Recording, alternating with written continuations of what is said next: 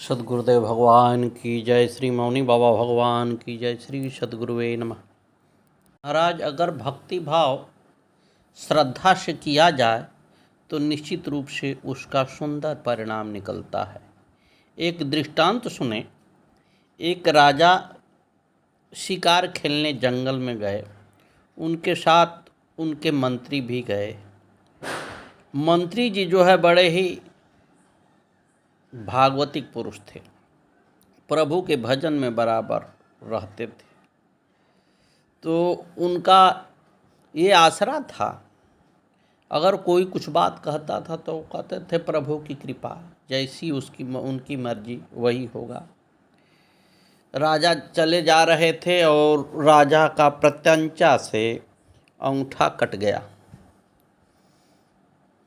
मंत्री से राजा बोलते हैं, मंत्री हमारा अंगूठा कट गया। तो उन्होंने कहा कि चलिए ठीक ही हुआ, प्रभु ने जो किया वो ठीक ही किया। इससे राजा बड़े गुस्से में आ गए और उन्होंने अपने सेना को आदेश दिया कि तत्काल इसे अरेस्ट करके जेल में डाल दो। मंत्री को उठा कर जेल में डाल दिया गया। फिर दूसरी बार शिकार करने की इच्छा से राजा वन में जाते हैं। राजा के साथ सेना गई। राजा आगे निकल गई, सेना पिछड़ गई। अन्य प्रांत में राजा प्रवेश किए। वहाँ के सेना जो है एक पुरुष को खोज रही थी बलि देने के लिए। तब तक राजा अकेले पकड़ा गए। वहाँ वो लोग लेके राजा को गए, नहला धोवा के बलि के वेदी पर चढ़ा दिए गए। राजा वहाँ जब पुरोहित आए तो पुरोहित ने चेक किया कि इसका शरीर खंडित तो कहीं से नहीं है। तो चेक करने पर पता चला कि इसका अंगूठा कटा हुआ है। पुरोहित ने वापस कर दिया, कहा इसको वापस करो, खंडित व्यक्ति की बलि नहीं देवी को दी जा सकती, हटाओ इसको। राजा को छोड़ दिया गया। राजा को जैसे छोड़ा गया वैसे याद आ गया राजा को कि मंत्री ने सही कहा था, प्रभु की जो कृपा होती है वही होता है। आज इसी हाथ कटने के कारण मेरी ज़िंदगी बच गई, अन्यथा आज मुझे काट दिया जाता। राजा वापस आते हैं और मंत्री को जेल से बाहर निकलवाते हैं और वो कहते हैं कि ये तो बात हमारे समझ में आ गई मंत्री जी की, प्रभु की कृपा है, सब उन्हीं के कृपा से होता है, उन्हीं से हुआ, मेरी जान बच गई। अगर खंडित नहीं होते तो आज मुझे बलि चढ़ा दिया जाता। लेकिन किस अपराध से तुम इस जेल में पड़े हुए हो, तुम्हारा क्या अपराध है? मंत्री ने कहा कि राजा साहब, मंत्री का काम है राजा को सुरक्षा देना। आपकी सेना भले पिछड़ गई लेकिन मैं आपके साथ साथ ही रहता, मेरा घोड़ा बराबर ही आपके साथ रहता। तो आप तो वहाँ बच निकलते, लेकिन मैं उस दिन काट दिया जाता। इसलिए प्रभु की मर्जी और प्रभु की बड़ी भारी कृपा रही है जिससे प्राण बचा है। महाराज, कभी कभी बड़ा परिश्रम से प्रभु प्राप्त होते हैं और कभी कभी बड़ा सहज ही प्राप्त हो जाते हैं। जैसा जिसका प्रारब्ध है वैसे प्रभु मिलते हैं। काशी की घटना हम बताएं। उस समय भारत गुलाम था। एक साहूकार थे, उनका क्रियाकलाप दिन भर का यही रहता था। एक विश्वनाथ जी की छोटी सी मूर्ति अपने बगल में रखते थे, एक माला लिए रहते थे और उसी माला को जपते रहते थे और प्रभु को भोग लगाते रहते थे। उनके क्रियाकलाप में ये भी था कि लोगों को पैसा बांटते थे, उसके बदले में सोना गिरवी रखते थे और ब्याज सहित व्यक्ति पैसा वापस कर देता था तो उसका सोना वो वापस दे देते थे। इसके लिए एक व्यक्ति भी नियुक्त किए थे जो कि पैसा वैसा निकाल के देता रहे। अब धीरे धीरे करके काशी में उनका बड़ा नाम होने लगा। 2-3 ठग थे, उन सबों का ध्यान इनके ओर गया, भाई ये तो ऐसा ऐसा कर रहा है। तो पहले जो राजा हुआ करते थे उसके वजीर रहते थे, वजीर से कहे सब कि ऐसा ऐसा कार्य कर रहा है जिससे उसका बड़ा तेज़ी से नाम फैल रहा है। वजीर ने कहा तब क्या किया जा सकता है। तो वो ठग ने वजीर को कुछ बात बताई कि इस तरह से उसकी श्री भी नष्ट हो जाएगी और लोग वहाँ जाने से कतराएंगे। किए भी सब वही। एक मिला गया उनके पास, साहूकार के पास, और एक थैले में स्वर्ण रखा हुआ था, उसको देखे और कहा कि महाराज हमारे लड़की की शादी है, मुझे 10,000 रुपया की अति आवश्यकता है। उन्होंने कहा ठीक है, अपना उस पर नाम लिख के और उसी बक्से में डाल दो। और व्यक्ति से उन्होंने कहा कि ठीक है, इसको 10,000 दे दीजिए। दूसरा ठग आता है, वो भी इसी तरह कार्य करता है। वो कहता है मेरे बच्ची की तबीयत खराब है, दवा की आवश्यकता है, मेरे पास पैसा नहीं, 10,000 रुपया दे देते बड़ी मेहरबानी होती। ठीक है, वो उन्होंने, साहूकार ने फिर वही क्रिया करा के दे दिया 10,000। तीसरा आता है, फिर वो अपनी मजबूरी सुना के 10,000 रुपया ले जाता है और उसी तरह से वो लिख के वो भी पर्ची लगा के उसी में रख देता है। कुछ दिन बाद होता ये है कि वो एक मिला आता है और ब्याज सहित पैसा देता है और कहता है साहूकार से कि हमारा स्वर्ण वापस कर दीजिए। तो जो लिखा हुआ जैसे था वो साहूकार ने कहा ठीक है, उसको ले लो, दे दिया। अब वो उसमें देखता है तो उस थैले में स्वर्ण के जगह पर केवल पत्थर है। वो हल्ला मचाना शुरू करता है कि ये बेईमान आदमी है, हमारे लोगों का सोना चुरा लिया और पत्थर दे रहा है जबकि पैसा हम लोग चुकता कर दिए। दूसरा आया, वो भी यही क्रिया किया, उसमें भी। तो तीसरा आया, तीसरा ने भी यही काम किया था। तीनों ठग जो है उसमें पत्थर ही रखे थे, सोना किसी ने नहीं रखा था। और ये महाशय प्रभु विश्वनाथ जी के चरणों में इतना लीन रहते थे कि वो देखते नहीं थे कि उसमें सोना है कि क्या। अब ये धीरे धीरे करके वजीर को तो ये सब मिला लिए थे। वजीर के यहाँ गए कि ये तो बड़ी भारी धांधली कर रहा है, व्यक्तियों को परेशान कर रहा है, कंगाल बना देगा। वजीर राजा के यहाँ ये खबर देते हैं। राजा तत्काल आदेश करते हैं। उस समय बादशाह हुआ करते थे राजा। बादशाह आदेश करता है कि तत्काल उसको अरेस्ट कर लिया जाए। जब ये पता साहूकार को चलता है तो अपनी पत्नी से कहता है कि तुम जो है विश्वनाथ जी की मूर्ति को लेके और खिड़की से कूद जाओ और लेके इनको अपने मायके चली जाओ। इस समय हमारी स्थिति खराब चल रही है, शायद प्रभु परीक्षा ही ले रहे हैं। तक पुलिस आती है और उनको उठा ले जाती है। उनके सारे स्वर्ण आभूषण वगैरह सब उठा के ले जाती है पुलिस। उनको हवालात में बंद कर दिया जाता है।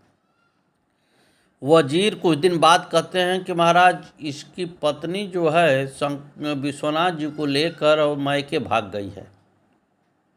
राजा का सैनिक वहाँ जाते हैं और उसके मायके से उस औरत को उठा लेते हैं और विश्वनाथ जी की जो मूर्ति रखी थी उसको भी उठा लेते हैं। अब विश्वनाथ जी को ले आते हैं, जहाँ गल्ला सब राजा का रखा हुआ है स्वर्णाभूषण, वहीं विश्वनाथ जी की मूर्ति रख देते हैं उसी बक्से में। कुछ समय बाद जब ये एकांत में होते हैं साहूकार, तो प्रभु का स्मरण करते हैं, रोने लगते हैं। बहुत भागवत प्रकृति के व्यक्ति थे, संत टाइप के थे। रोने लगते हैं कि प्रभु मैं आपके लिए क्या करूं, मेरी तो जो दुर्गति है वो हो ही रही है, लेकिन जिसको भोग लगाना है, जिसका पूजा पाठ करना है, उसको बक्से में सब बंद करके रखे हैं। प्रभु मैं क्या करूं? देखिए, प्रभु भक्त के करुण कंदन को कैसे बर्दाश्त करेंगे। तत्काल विश्वनाथ जी उपस्थित हो जाते हैं और तुरंत ही दिव्य दर्शन देते हैं उस साहूकार को, और जितने राजा के बड़े बड़े अधिकारी गण थे उनको प्रेरणा देते हैं कि ये निर्दोष है, दोषी कोई और है। राजा का आदेश हो जाता है कि हकीकत क्या है इसका जांच किया जाए। जब हकीकत खोजा जाता है तो पता चलता है कि इसमें 3 ठग जो है मिले हुए हैं और हमारे वजीर भी इसमें मिला हुआ है। बिना वजह ही इस साहूकार को लोग अरेस्ट करा दिए। राजा तत्काल उनको छोड़ते हैं। वजीर को और 3 ठग को पकड़ लिया जाता है, जेल में डाल दिया जाता है और इनको छोड़ के राजा कहते हैं कि आप अपना कार्य करिए, जो भी हमसे सहयोग बनेगा मैं करता रहूँगा। इस तरह से कष्ट से ही हुआ, लेकिन प्रभु तत्काल मिल गए। तो कब किस हिसाब से कब मिलेंगे प्रभु कहना बड़ी कठिन है। जैसी मेरी प्रारब्ध है सरकार, वैसा भोगना पड़ता है। देखें, आप विचार करें, सभी लोग जानते हैं ना कि दारू पीने वाला मरता है आकस्मिक मृत्यु। मृत्यु सबकी होती है, लेकिन स्वेच्छा से दारू पीने वाले की मृत्यु नहीं होती, आकस्मिक मृत्यु होती है। तब भी हम जब रोड पर देखते हैं तो किसी दारू के ठेके पर ऐसे वाहन कतार में ऐसे लोग खड़े हुए हैं जैसे मानो किसी त्यौहार का उत्सव बड़ी भारी मनाया जा रहा। अपने जान की बाजी लगा के लोग जान को ही दे रहे हैं। साहब, इससे सतर्क रहने की ज़रूरत है। ये किसी काम की नहीं है। काम का तो हरि भजन है जो कि करने में व्यक्ति कतराता है। आइए माँ भवानी का आह्वान किया जाए। इससे पहले गुरुदेव के कुछ लीलाओं का वर्णन किया जाएगा। वेद प्रकाश के ताऊ जी के घर मौनी बाबा ने रामचरितमानस का पाठ करवाया। वे रेलवे में ड्राइवर थे और रिटायर होकर घर आ गए थे। वेद प्रकाश ने भी मौनी बाबा से अपने घर कीर्तन करवाने की प्रार्थना की। कीर्तन हुआ भी, परंतु मौनी बाबा उस दिन न आ सके। मौड़ी के हंसानंद जी उन्हें उस दिन भोज तालिवा गए थे। मौनी बाबा ने वेद प्रकाश से कहा, अरे हम कल तेरे यहाँ नहीं आ पाए। हुकुम सिंह हमें अपने संग ले गया। कल नहा धोकर भजन कर लेना, हम आएंगे। अगले दिन मौनी बाबा आए और पूछा, नहा लई? वेद प्रकाश ने कहा, सुबह ही नहा लिया। गुरुजी ने कुर्सी पर बैठे और बोले, अरे इधर आई। फिर मौनी बाबा ने कान में गुरु मंत्र दिया। सद्गुरुदेव भगवान की जय। श्री कृष्ण पुनः कहने लगे, आप क्षुद्र विराट स्वरूप में स्थिर रहो। तुम्हारे नाभि कमल से प्रकट होकर ब्रह्मा विश्व का सृजन करेंगे। ब्रह्मा के ललाट से शिवांश से 11 रुद्र प्रकट होंगे। उनमें से कालाग्नि नाम का रुद्र विश्व का संहार करने वाले होंगे। मेरे वक्षस्थल पर निवास करने वाली जगत माता के ध्यान से प्रसन्न रहोगे। ऐसा कहकर श्री कृष्ण अपने गोलोक को चले गए। अपने लोक में जाकर उन्होंने सृष्टि करने की आज्ञा ब्रह्मा को और संहार करने की आज्ञा शिव जी को दे दी। तत्पश्चात महाविराट पुरुष के रोमकूप में स्थिर विराट पुरुष अपने ही अंश से श्याम वर्ण विश्वव्यापी जनार्दन जल की शैया पर मुस्कुरा कर स्थिर हो गए। उन्हीं की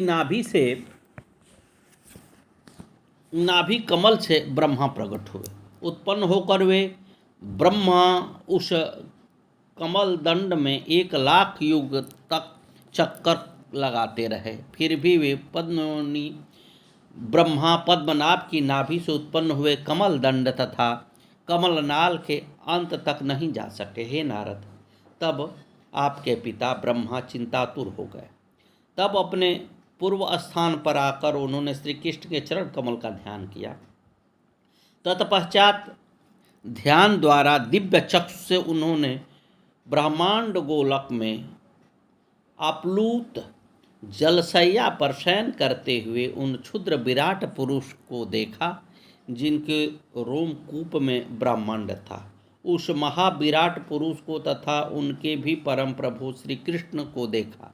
गोप गोपियों सहित गोलोक देखा और श्री कृष्ण से वरदान प्राप्त कर सृष्टि कार्य स्थापित किया, यानी सृष्टि करने लगे।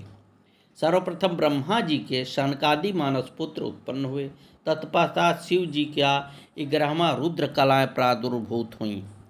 तदंतर क्षुद्र विराट पुरुष के वाम भाग से चतुर्भुज विष्णु प्रकट होकर श्वेत द्वीप में निवास करने लगे।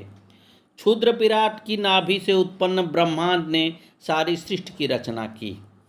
उन्होंने स्वर्ग, मृत्युलोक, पाताल, चराचर सहित तीनों लोकों की रचना की। इस प्रकार महाविराट के रोमकूपों में एक एक ब्रह्मांड की रचना की। प्रत्येक ब्रह्मांड में क्षुद्र विराट ब्रह्मा, विष्णु एवं शिव आदि भी हैं।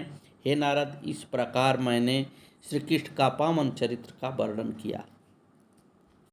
श्री नारद जी कहने लगे, हे भगवान, अब आप मुझे यह वृत्तांत सुनाइए कि मृत्युलोक में किसने किस मंत्र से किस देवी की पूजा की तथा उन देवियों ने उन भक्तों का क्या क्या वरदान देकर कृपा की।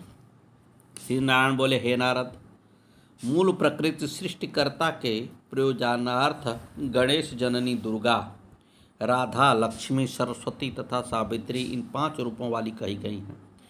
गणेश, जननी दुर्गा, राधा, लक्ष्मी, सरस्वती, सावित्री च सृष्टिविदो प्रकृति पंचधा स्मृता। इन देवियों की पूजा अद्भुत फल देने वाली है तथा इनका चरित्र मंगल कारक है। हे नारद, प्रकृति की अंश संज्ञक तथा कला संज्ञक देवियों के चरित्र सिद्धिदायक हैं। काली, वसुंधरा, गंगा, षष्ठी, तुलसी, मंगल, चंडिका, मनसा, निद्रा, स्वधा, स्वाहा तथा दक्षिणा का चरित्र तुमको श्रवण कराता हूँ। श्री गुरुदेव भगवान आए नमो नमः। हे मुनिश्रेष्ठ, सर्वप्रथम श्री कृष्ण ने सरस्वती की पूजा की थी। यह देवी सरस्वती राधा जी के मुख से प्रकट हुई थी। प्रकट होते ही सरस्वती ने श्री कृष्ण को काम भाव से प्राप्त करने की लालसा की। सरस्वती के इस भाव को देखकर श्री कृष्ण ने कहा कि तुम मेरे ही अंश रूप चतुर्भुज नारायण का सेवन करो। वे करोड़ों कामदेव के समान सुंदर एवं ऐश्वर्य से संपन्न हैं। मेरे पास पत्नी बनकर रहना चाहती हो तो मेरे पास तो राधा हैं। वे राधा तो मेरे प्राणों की अधिष्ठाती देवी हैं, तो फिर उन प्राण रूपा राधा को छोड़ने में मैं कैसे समर्थ हो सकता हूँ। हे भद्रे, तुम वैकुंठ लोक जाओ, तुम्हारा कल्याण हो। उन्हीं ऐश्वर्य संपन्न विष्णु की पति बनाकर शीघ्र दीर्घ काल तक तुम सुखपूर्वक आनंद प्राप्त करो। लोभ, मोह, काम, क्रोध, मान और हिंसा से रहित एवं तेज रूप और गुण से तुम्हारे ही समान लक्ष्मी भी वहाँ हैं।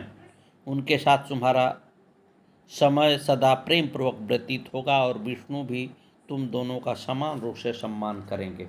हे सरस्वती, प्रत्येक ब्रह्मांड में माघ माह की शुक्ल पंचमी को विद्यारंभ के अवसर पर मनुष्य, मुनिंद्र, देवता, गंधर्व, वसु, योगी, नाग और राक्षस मेरे वर के प्रभाव से तुम्हारी खोडोपचार से पूजा करेंगे, जो आपके कवच को लिखकर अपने दाहिने हाथ या गले में बांधेगा, उस पर आपकी कृपा बरसेगी। ऐसा कहकर श्री कृष्ण ने सभी से पूजित श्री सरस्वती जी का पूजन किया। तत्पश्चात ब्रह्मा, विष्णु आदि सभी देवता ने सरस्वती का पूजन की। नारद जी कहने लगे, हे देवताओं में श्रेष्ठ, आप मुझे सरस्वती के पूजन की विधि, कवच और ध्यान आदि के विषय में बताने की कृपा करें। श्री नारायण कहने लगे, हे नारद, माघ शुक्ल पंचमी या विद्यारंभ के दिन स्नान आदि क्रियाओं से निवृत्त होकर कण्व सार्वोक्त या तांत्रिक विधि से प्रथम गणेश पूजन, कलश स्थापन कर सरस्वती की पूजा करें। पूजा में मक्खन, दूध, दही, तिल का लड्डू, गन्ने का रस, गुड़, मधु, गेहूं के आटे से घृत से बनाए पकवान, नारियल, बेल, केला आदि ऋतुफल से पूजा करें। हे मुनि, श्वेत पुष्प, श्वेत चंदन, श्वेत वस्त्र, श्वेत पुष्पों का हार और आभूषण सरस्वती को अर्पण करें और फिर ध्यान करें। मैं भक्तिपूर्वक मुस्कान युक्त शुक्ल वर्ण वाली चंद्रमा के प्रभा को तिरस्कृत करने वाली शुभ वस्त्रों वाली हाथ में वीणा तथा पुस्तक धारण करने वाली ब्रह्मादि देवताओं से वंदित मनुष्यों शिवादि तथा मनुष्यों से पूजित भगवती सरस्वती का मैं वंदना करता हूँ। ऐसा कहकर कवच को धारण कर पृथ्वी पर दंड की भांति गिरकर श्री ह्रीं सरस्वती स्वाहा मंत्र बोलकर आराधना करें। इसमें बड़ा कभी कभी विस्मय होगा कि सरस्वती जी तो ब्रह्मा की पत्नी हैं, यहाँ विष्णु जी की पत्नी बताया जा रहा है। इस प्रकरण को आगे साफ किया जाएगा कि है क्या है, चूँकि ये वेद है, वेद के हिसाब से ही बोला जा रहा है। हे नारद, प्राचीन काल में भगवान नारायण ने यह मंत्र गंगा के तट पर वाल्मीकि को पुष्कर क्षेत्र में भृगु मुनि ने शुक्राचार्य को, मारीच ने बृहस्पति को, ब्रह्मा जी ने भृगु को, जरत्कारु मुनि ने आस्तिक मुनि को, भगवान शिव ने कणाद मुनि और गौतम को, सूर्य ने याज्ञवल्क्य तथा कात्यायन को, शेषनाग ने सुतल लोक में पाणिनि और भरद्वाज को दिया था। हे नारद, 4 लाख मंत्र जपने से यह मंत्र सिद्ध हो जाता है। प्रियवर, अब आप विश्व पर विजय करने वाले सरस्वती कवच के विषय में जो ब्रह्मा जी ने गंधमादन पर्वत पर भृगु को दिया था। ब्रह्मा जी कहने लगे, हे मुनि, यह कवच मुझे रासेश्वर भगवान श्री कृष्ण ने गोलोक वृंदावन में रासलीला के अवसर पर बताया था। इस कवच का पाठ करने से प्राणी बृहस्पति के समान बुद्धिमान हो जाता है। हे नारद, इस कवच को धारण करके कंडव, गौतम, पाणिनि, कात्यायन, कृष्ण, द्वैपायन, वशिष्ठ, पराशर और याज्ञवल्क्य ने इसे धारण कर ग्रंथों की रचना की है। इसी कवच के प्रभाव से संवर्त, वशिष्ठ, पराशर, भरद्वाज, आस्तिक और देवल आदि सर्वत्र पूजित हुए हैं। इस कवच में ऋषि स्वयं प्रजापति हैं, छंद बृहति हैं, देवता माता शारदा हैं और कविताओं का विवेचन विनियोग है। सद्गुरुदेव भगवान की जय। एक बार का वाकया है, एक जैन आश्रम में किसी की कोई चीज़ चोरी हो गई। जांच पड़ताल में चोर का पता भी चल गया। वह गुरु का एक नया बना हुआ शिष्य था।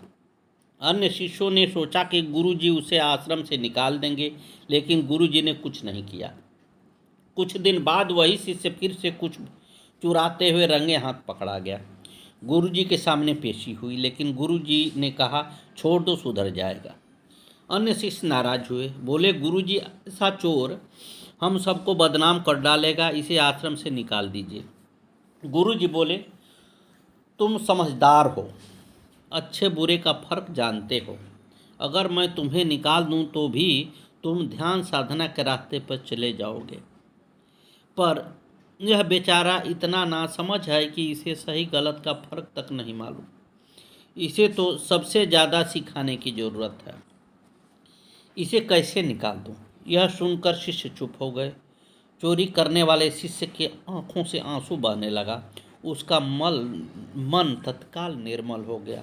उस दिन के बाद से वह एक बेहद संयमी साधक के रूप में विकसित हुआ।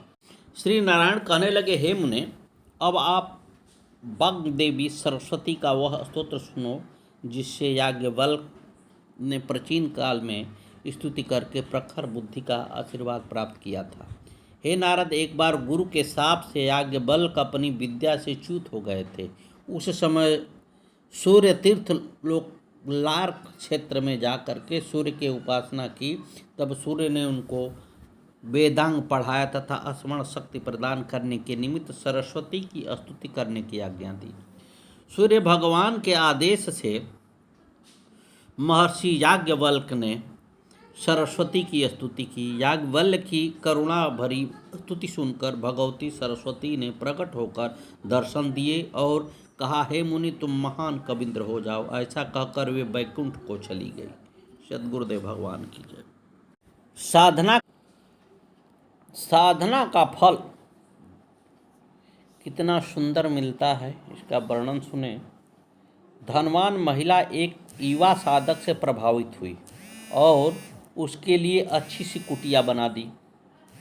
2 वक्त का खाना भेजने लगी। साधक कुटिया में रहता, साधना करता। 20 साल बीत गए। महिला ने एक सुंदर युवती को उसके पास भेजा। जरा देखो 20 साल में उसने कितनी सिद्धि प्राप्त की, जाओ उसे रिझाओ। युवती साधक के पास गई, उससे लिपट गई, उसे चूमने लगी, उसका शरीर सहलाने लगी। साधक ने कहा, सर्दी में ठंडी चट्टान पर खड़ा है, पुराना वृक्ष, न कभी उष्मा है न कोई उम्मीद, और आंखें मूंद कर बैठा रहा। युवती लौटी, सारी बात अपनी मालकिन को बताई। मालकिन ने पूछा, क्या वह और कुछ भी बोला? युवती बोली, नहीं, कुछ नहीं बोला। वो ये नहीं पूछा तुम कौन हो, क्या, कहाँ से आई हो, क्या चाहती हो? उसने कहा नहीं। धनवान महिला गुस्से में उबल पड़ी। उसने आदेश दिया कि कुटिया जला दो और साधक को धक्के मारकर भगा दो। कहने लगी, सोचो 20 साल मैंने उसे प्रेम पूर्वक रखा, खिलाया पिलाया, और उसकी साधना इतनी सी रही कि उसने वासना खत्म कर ली। प्रेम का क्या हुआ? सद्गुरुदेव भगवान की जय। दिमाग को शांत चित्त रहने के लिए बीच बीच में श्री रामचरितमानस का कुछ प्रयोग किया जाता है। बड़ा ही सुकून देने वाला है, आप सबको भी सुनना चाहिए।